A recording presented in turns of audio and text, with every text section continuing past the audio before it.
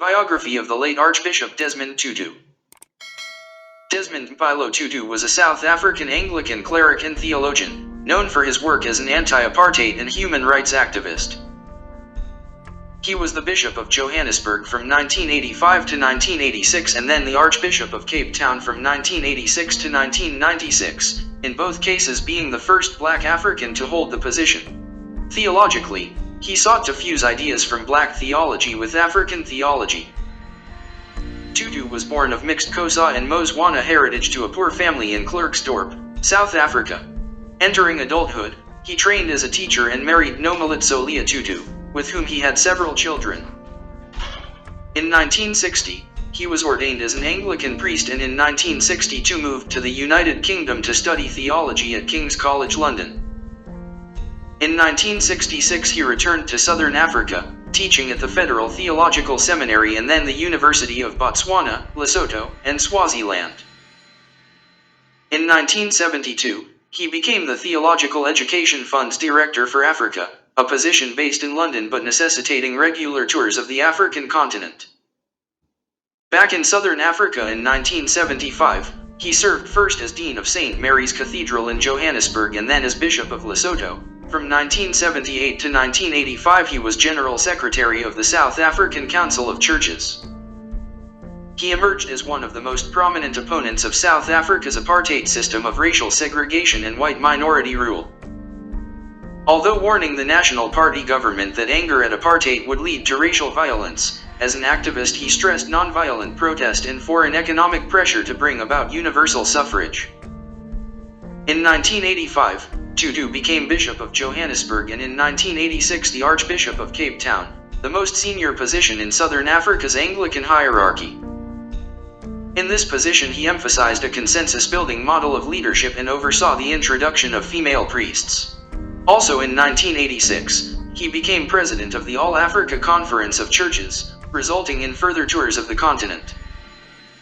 After President F.W. de Klerk released the anti-apartheid activist Nelson Mandela from prison in 1990 and the pair led negotiations to end apartheid and introduce multiracial democracy, Tutu assisted as a mediator between rival Black factions. After the 1994 general election resulted in a coalition government headed by Mandela, the latter selected Tutu to chair the Truth and Reconciliation Commission to investigate past human rights abuses committed by both pro- and anti-apartheid groups. Since apartheid's fall, Tutu has campaigned for gay rights and spoken out on a wide range of subjects, among them the Israeli-Palestinian conflict, his opposition to the Iraq War, and his criticism of South African Presidents Thabo Mbeki and Jacob Zuma. In 2010, he retired from public life. Tutu polarized opinion as he rose to notability in the 1970s. White conservatives who supported apartheid despised him. While many white liberals regarded him as too radical, many Black radicals accused him of being too moderate and focused on cultivating white goodwill, while Marxist-Leninists criticized his anti-communist stance. He was widely popular among South Africa's Black majority, and was internationally praised for his anti-apartheid activism, receiving a range of awards, including the Nobel Peace Prize. He has also compiled several books of his speeches and sermons. Childhood, 1931 to 1950. Desmond Mpilo Tutu was born on October 7, 1931 in Klerksdorp, northwest South Africa. His mother, Alan Dorothea Mavoertsek Mathlar, was born to a Motswana family in Boksburg. His father, Zachariah Zalilo Tutu, was from the Amaveng branch of Xhosa and had grown up in Kawa, Eastern Cape. At home, the couple spoke the Xhosa language. Having married in Boksburg, they moved to Klerksdorp in the late 1950s, living in the city's native location, or Black residential area, since renamed Mako Attend. Zachariah worked as the principal of a Methodist primary school and the family lived in the mud brick schoolmaster's house in the yard of the Methodist mission. The Tutus were poor. Describing his family, Tutu later related that, although we weren't affluent, we were not destitute either. Tutu had an older sister, Sylvia Funka, who called him Mpilo, a name given to him by his paternal grandmother. He was his parents' second son. Their firstborn boy, Sifo, had died in infancy. Another daughter, Gloria Lindiwe, was born after him. Tutu was sickly from birth. Polio resulted in the atrophy of his right hand, and on one occasion he was hospitalized with serious burns. Tutu had a close relationship with his father, although was angered at the latter's heavy drinking, during which he would sometimes beat his wife. The family were initially Methodists and Tutu was baptized into the Methodist Church in June 1932. They subsequently changed denominations, first to the African Methodist Episcopal Church and then to the Anglican Church. College and teaching career, 1951 to 1955. Although Tutu secured admission to study medicine at the University of the Witwatersrand, his parents could not afford the tuition fees. Instead, he turned toward teaching, gaining a government scholarship to start a course at Pretoria Bantu Normal College, a teacher training institution, in 1951. There, he served as treasurer of the Student Representative Council, helped to organize the Literacy and Dramatic Society, and chaired the Cultural and Debating Society. During one debating event he first met the lawyer and future president of South Africa Nelson Mandela. They would not encounter each other again until 1990.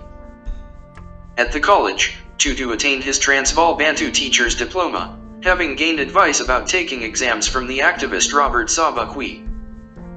He had also taken 5 correspondence courses provided by the University of South Africa, graduating in the same class as future Zimbabwean leader Robert Mugabe. In 1954, he began teaching English at Medibane High School. The following year, he transferred to the Krugersdorp High School, where he taught English and history. He began courting Nomalitso Leashinkane, a friend of his sister Gloria who was studying to become a primary school teacher. They were legally married at Krugersdorp Native Commissioners Court in June 1955, before undergoing a Roman Catholic wedding ceremony at the Church of Mary Queen of Apostles. Although he was an Anglican, Tutu agreed to the ceremony due to Leah's Roman Catholic faith. The newlyweds lived at Tutu's parental home before renting their own 6 months later. Their first child, Trevor, was born in April 1956, a daughter, Thandeka, appeared 16 months later. The couple worshipped at St. Paul's Church, where Tutu volunteered as a Sunday school teacher, assistant choirmaster, church counselor, lay preacher, and subdeacon. While outside of the church he also volunteered as a football administrator for a local team. Joining the clergy, 1956 to 1966. In 1953, the white minority National Party government introduced the Bantu Education Act to further their apartheid system of racial segregation and white domination. Disliking the act, Tutu and his wife left the teaching profession. With Huddleston's support, Tutu chose to become an Anglican priest. In January 1956, his request to join the Ordnance Guild was turned down due to his debts. These were then paid off by the wealthy industrialist Harry Oppenheimer. Tutu was admitted to St. Peter's Theological College in Rosettenville, Johannesburg, which was run by the Anglican Community of the Resurrection. The college was residential, and Tutu lived there while his wife moved to train as a nurse in Sekukenland and his children lived with his parents in Munsiebele. In August 1960, his wife gave birth to another daughter, Naomi. At the college, Tutu studied the Bible, Anglican doctrine, church history, and Christian ethics, earning a Licentiate of Theology degree, and winning the Archbishop's annual essay prize. The college's principal, Godfrey Pawson, wrote that Tutu has exceptional knowledge and intelligence and is very industrious. At the same time he shows no arrogance, mixes in well and is popular. He has obvious gifts of leadership. During his years at the college, there had been an intensification in anti-apartheid activism as well as a crackdown against it, including the Sharpeville massacre of 1960. Tutu and his other trainees did not engage in anti-apartheid activism. He later noted that, "We were in some ways a very apolitical bunch." In December 1960, Edward Paget ordained Tutu as an Anglican priest at St. Mary's Cathedral. Tutu was then appointed assistant curate in St. Albans Parish, Benoni, where he was reunited with his wife and children, and earned 2/3 of what his white counterparts were given. In 1962, Tutu was transferred to St. Philip's Church in Thokoza, where he was placed in charge of the congregation and developed a passion for pastoral ministry. Many in South Africa's white-dominated Anglican establishment felt the need for more indigenous Africans in positions of ecclesiastical authority. To assist in this, Wilfred Stubbs proposed that Tutu train as a theology teacher at King's College London. Funding was secured from the International Missionary Council's Theological Education Fund, and the government agreed to give the Tutus permission to move to Britain. They duly did so in September 1962. Africa Director for the TEF, 1972 to 1975. The TEF offered Tutu a job as their director for Africa, a position that required relocating to England. Tutu agreed, although was initially refused permission to leave by the South African authorities. They regarded him with suspicion ever since the Fort Hare student protests and were also increasingly antagonistic toward the WCC, which ran the TEF, because it had condemned apartheid as unchristian. After Tutu insisted that taking the position would be good publicity for South Africa, the authorities relented. In March 1972, he returned to Britain. The TEF's headquarters were in Bromley, with the Tutu family settling in nearby Grove Park, where Tutu became honorary curate of St. Augustine's Church. Tutu's job entailed assessing grants to theological training institutions and students. This required him touring Africa in the early 1970s, and he wrote accounts of his experiences. In Zaire, he for instance lamented the widespread corruption and poverty and complained that Mobutu Sese Seko's military regime is extremely galling to a black from South Africa. In Nigeria, he expressed concern at Igbo resentment following the crushing of their Republic of Biafra. In 1972 he traveled around East Africa, where he was impressed by Jomo Kenyatta's Kenyan government and witnessed Idi Amin's expulsion of Ugandan Asians. During the early 1970s, Tutu's theology changed due to his experiences in Africa and his discovery of liberation theology. He was also attracted to black theology, attending a 1973 conference on the subject at New York City's Union Theological Seminary. There, he presented a paper in which he stated that black theology is an engaged, not an academic, detached theology. It is a gut-level theology, relating to the real concerns, the life and death issues of the black man. He stated that his paper was not an attempt to demonstrate the academic respectability of black theology but rather to make a straightforward, perhaps shrill, statement about an existent black theology is. No permission is being requested for it to come into being. Frankly, the time has passed when we will wait for the white man to give us permission to do our thing. Whether or not he accepts the intellectual respectability of our activity is largely irrelevant. We will proceed regardless. Seeking to fuse the African-American derived black theology with African theology, Tutu's approach contrasted with that of those African theologians, like John Biddy, who regarded black theology as a foreign import irrelevant to Africa. Dean of Johannesburg and Bishop of Lesotho, 1975 to 1978.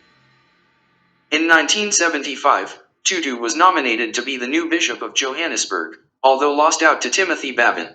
Babin suggested that Tutu take his newly vacated position, that of the Dean of St. Mary's Cathedral, Johannesburg. Tutu was elected to this position, the fourth highest in South Africa's Anglican hierarchy, in March 1975, becoming the first black man to do so, an appointment making headline news in South Africa. Tutu was officially installed as dean in August 1975. The cathedral was packed for the event. Moving to the city, Tutu lived not in the official dean's residence in the white suburb of Houghton but rather in a house on a middle-class street in the Orlando West township of Soweto, a largely impoverished black area.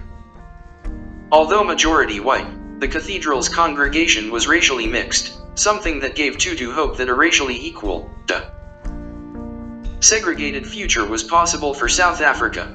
He encountered some resistance to his attempts to modernize the liturgies used by the congregation, including his attempts to replace masculine pronouns with gender-neutral ones.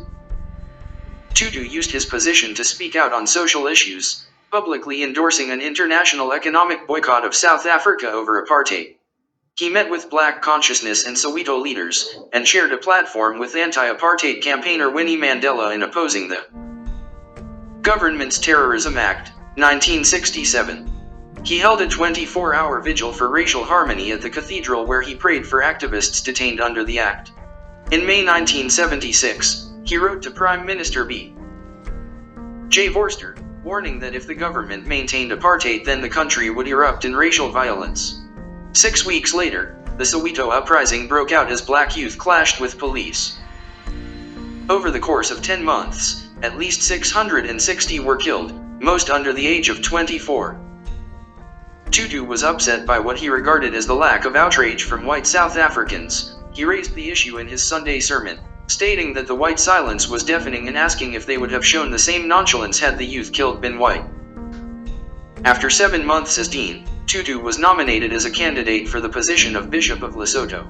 Although Tutu stipulated that he did not want the position, he was elected to it in March 1976, at which he reluctantly accepted.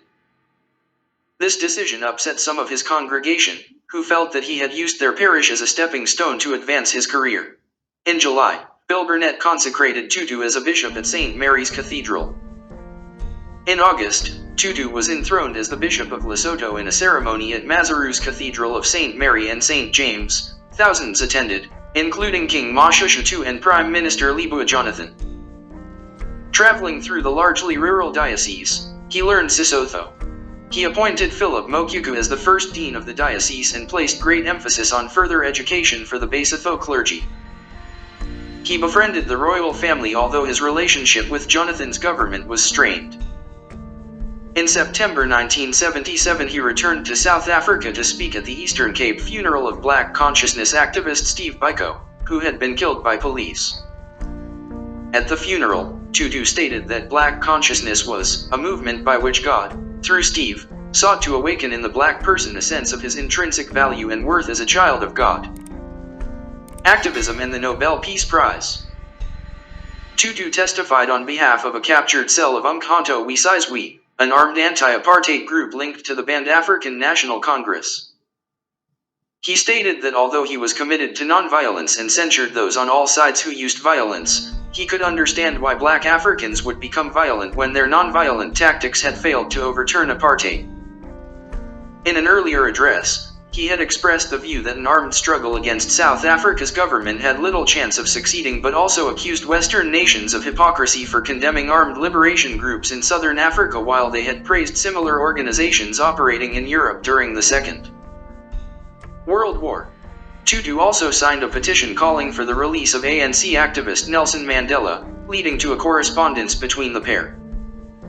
After Tutu told Danish journalists that he supported an international economic boycott of South Africa, he was called before 2 government ministers to be reprimanded in October 1979. In March 1980, the government confiscated his passport, raising his international profile and bringing condemnations from the U.S. State Department. In 1980, the SACC committed itself to supporting civil disobedience against apartheid. After Thorne was arrested in May, Tutu and Jowing led a march of protest, during which they were arrested, imprisoned overnight, and fined. The authorities confiscated Tutu's passport. In the aftermath, a meeting was organized between 20 church leaders, including Tutu, Prime Minister P. W. Botha, and 7 government ministers. At this August meeting, the clerical leaders unsuccessfully urged the government to end apartheid. Some clergy saw this dialogue as pointless, but Tutu disagreed, noting that Moses went to Pharaoh repeatedly to secure the release of the Israelites. In January 1981, the government returned Tutu's passport to him. In March, he embarked on a 5-week tour of Europe and North America, meeting politicians including the UN Secretary-General Kurt Waldheim, and addressing the UN Special Committee Against Apartheid. In England, he met Robert Runcie and gave a sermon in Westminster Abbey, while in Rome he met Pope John Paul II. On his return to South Africa, Botha again ordered his passport confiscated, preventing Tutu from personally collecting several further honorary degrees. It was returned to him 17 months later. In September 1982, Tutu addressed the Triennial Convention of the Episcopal Church in New Orleans before traveling to Kentucky to see his daughter Naomi, who lived there with her American husband.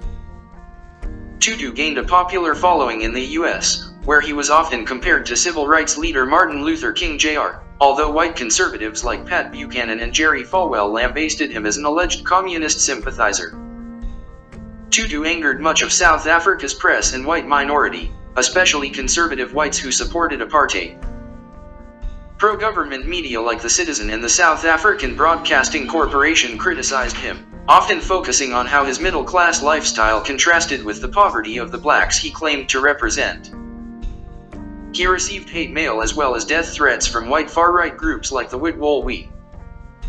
Although he remained close with prominent white liberals like Helen Suzman, his angry anti-government rhetoric also alienated many white liberals, who believed that apartheid could be gradually reformed away. Among the white liberals who publicly criticized Tutu were Alan Paton and Bill Burnett.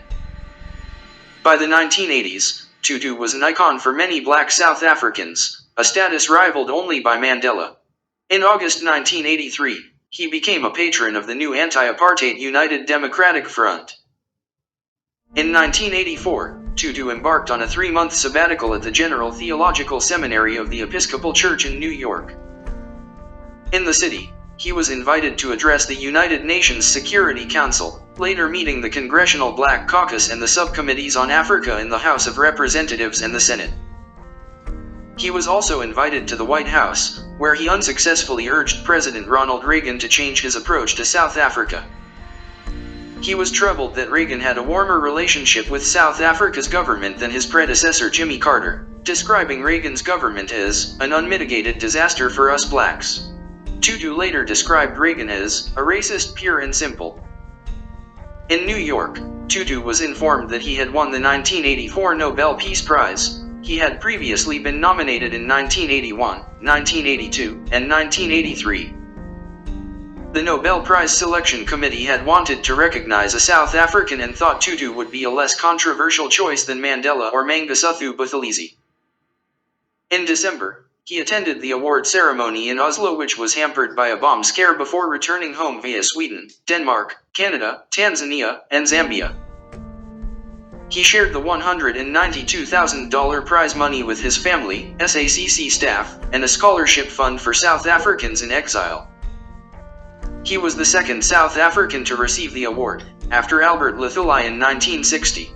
South Africa's government and mainstream media either downplayed or criticized the award, while the Organization of African Unity hailed it as evidence of apartheid's impending demise. Bishop of Johannesburg, 1985 to 1986. After Bavin retired as Bishop of Johannesburg, Tutu was among 5 candidates considered as his replacement. An elective assembly met at St. Barnabas College in October 1984, and although Tutu was one of the 2 most popular candidates, the white laity voting bloc consistently voted against his candidature. After a deadlock ensued, a bishop's synod met and decided to give the role to Tutu. Black Anglicans celebrated, although many white Anglicans were angry. Some withdrew their diocesan quota in protest. Tutu was enthroned as the 6th Bishop of Johannesburg in St. Mary's Cathedral in February 1985. The first black man to hold the role, he took over the country's largest diocese, comprising 102 parishes and 300,000 parishioners, approximately 80% of whom were black. In his inaugural sermon, Tutu declared that he would call on the international community to introduce economic sanctions against South Africa unless apartheid was not being dismantled within 18 to 24 months. Tutu sought to reassure white South Africans that he was not the horrid ogre some feared. As bishop, he spent much time visiting white majority parishes and wooing the support of white Anglicans in his diocese. As bishop, he resigned as patron of the UDF. The mid-1980s saw growing clashes between black youths and the security services, resulting in a rising death toll. Tutu was invited to speak at many of their funerals. At a Duchaza funeral, he intervened to stop the crowd from killing a black man accused of being government informant. Tutu angered some black South Africans by speaking against the torture and killing of suspected collaborators. For these militants, Tutu's calls for nonviolence were perceived as an obstacle to revolution. When Tutu accompanied the U.S. politician Ted Kennedy on the latter's visit to South Africa in January 1985, he was angered that protesters from the Azanian People's Organization, who regarded Kennedy as an agent of capitalism and American imperialism, disrupted proceedings. Amid the violence, the ANC called on black South Africans to make the country ungovernable. while foreign companies increasingly disinvested in the country and the rand reached a record low. In July 1985, Botha declared a state of emergency in 36 magisterial districts, suspending civil liberties and giving the security services additional powers. Tutu's offer to serve as a go-between for the government and leading black organizations was rebuffed by the former. He also continued protesting. In April 1985, Tutu led a small march of clergy through Johannesburg to protest the arrest of Jeff Moseley. In October 1985, he backed the National Initiative for Reconciliation's proposal for people to refrain from work and engage in a day of prayer, fasting and mourning. He also proposed a national strike against apartheid, angering trade unions whom he had not consulted about such an idea. Tutu continued promoting his cause abroad. In May 1985 he embarked on a speaking tour of the US, and in October 1985 addressed the Political Committee of the United Nations General Assembly, urging the international community to impose sanctions on South Africa if apartheid was not dismantled within 6 months. Proceeding to the United Kingdom, he met with Prime Minister Margaret Thatcher. He also formed a Bishop Tutu Scholarship Fund to financially assist South African students living in exile. He returned to the US in May 1986, and in August 1986 visited Japan, China, and Jamaica to promote sanctions. Given that most senior anti-apartheid activists were imprisoned, Mandela referred to Tutu as public enemy number one for the powers that be. Archbishop of Cape Town, 1986 to 1994. After Philip Russell announced his retirement as the Archbishop of Cape Town, in February 1986 the Black Solidarity Group formed a plan to get Tutu appointed as his replacement. At the time of the meeting, Tutu was in Atlanta, Georgia receiving the Martin Luther King, Jr. Nonviolent Peace Prize. Tutu secured a 2/3 majority from both the clergy and laity and was then ratified in a unanimous vote by the Synod of Bishops. He was the first black man to hold the post. Some white Anglicans left the church in protest. Over 1,300 people attended his enthronement ceremony at the Cathedral of St. George the Martyr on September 7, 1986. The guest list raised a frenzy amongst the press.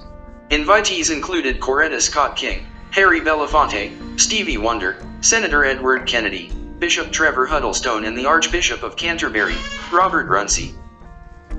At the time the guest list was said to have been deliberately intended to infuriate the government.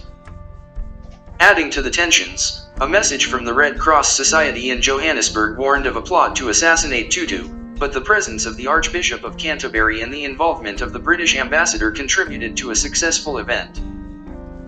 After the ceremony, Tutu held an open-air Eucharist for 10,000 people at the Cape Showgrounds in Goodwood, where he invited Albertina Sisulu and Alan Bozak to give political speeches. As Archbishop, Tutu moved into the post's official residence at Bishop's Court. He did so illegally, because he had not sought official permission to reside in what the state allocated as a white area. He obtained money from the church to oversee renovations of the house, and had a children's playground installed in its ground, opening this and the Bishop's Court swimming pool to members of his diocese. He invited the English priest Francis Cole to set up the Institute of Christian Spirituality at Bishop's Court, with the latter moving into a building in the house's grounds. Such projects led to Tutu's ministry taking up an increasingly large portion of the Anglican Church's budget, which Tutu sought to expand through requesting donations from overseas. Some Anglicans were critical of his spending. His work as Archbishop, coupled with his political activism and regular foreign trips, led to him accumulating a vast workload, which he managed with the assistance of his executive officer Njongonkulu Ndungane and with Michael Nuttall, who in 1989 was elected Dean of the province. In church meetings, Tutu drew upon traditional African custom by adopting a consensus-building model of leadership, seeking to ensure that competing groups in the church reached a compromise and thus all votes would be unanimous rather than divided. He secured approval for the ordination of female priests in the Anglican Church, having likened the exclusion of women from the position to the exclusionary system of apartheid. He also appointed gay priests to senior positions and privately, although not at the time publicly, criticized the Church's insistence that gay priests remain celibate, regarding it as impractical. Along with Bozak and Stephen Naidoo, Tutu became one of the church leaders involved in mediating conflicts between black protesters and the security forces. They, for instance, worked to avoid clashes at the 1987 funeral of ANC guerrilla Ashley Creel. In February 1988, the government banned 17 black or multiracial organizations, including the UDF, and restricted the activities of trade unions. Church leaders organized a protest march, and after that too was banned, they established the Committee for the Defense of Democracy. When the group's rally was banned, Tutu, Bozak, and Naidu organized a service at St. George's Cathedral to replace it.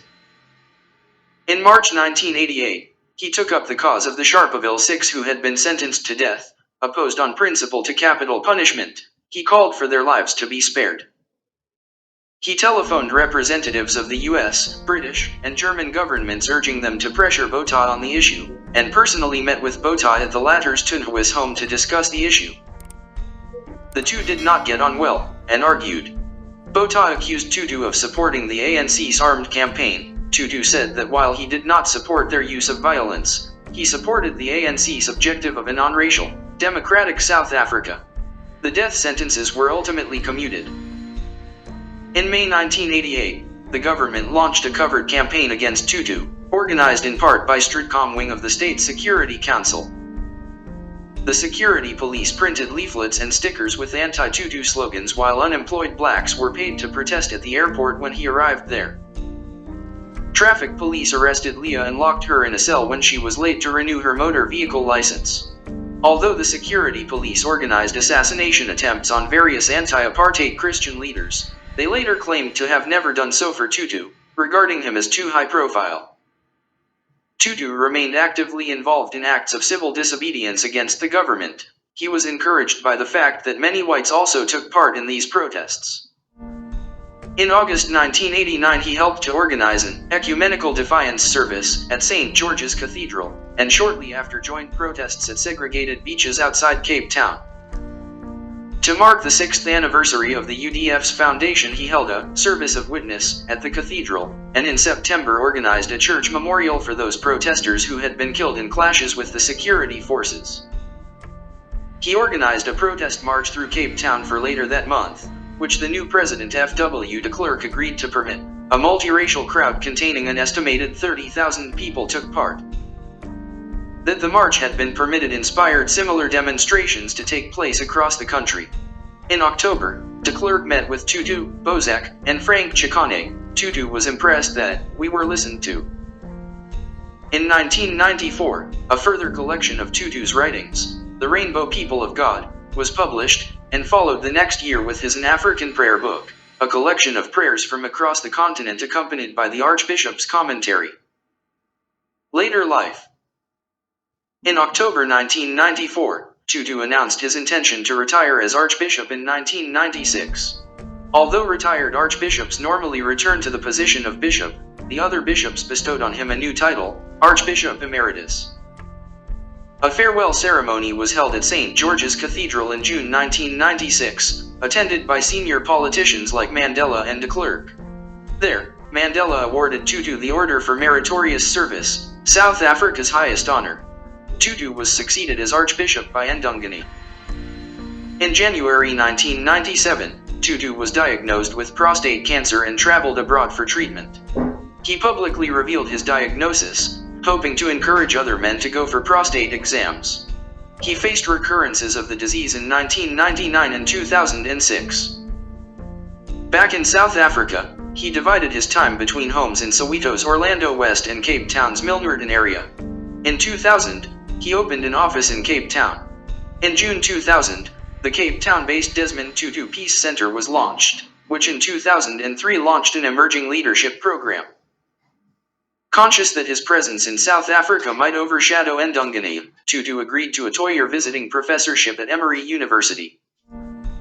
This took place between 1998 and 2000, and during the period he wrote a book about the TRC, No Future Without Forgiveness.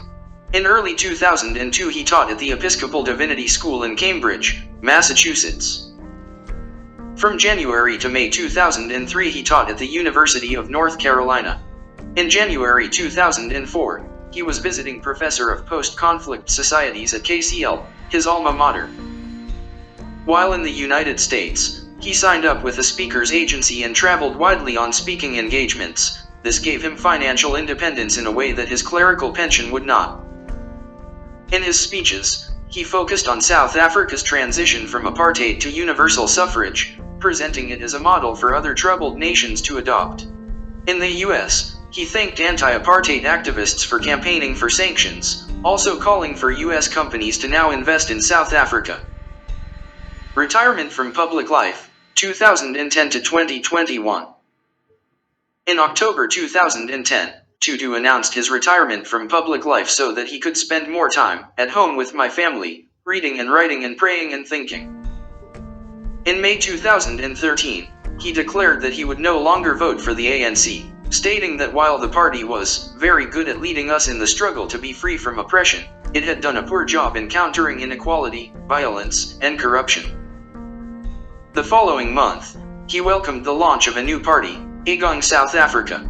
After Mandela died in December 2013, Tutu initially stated that he had not been invited to the funeral. After the government denied this, Tutu announced his attendance.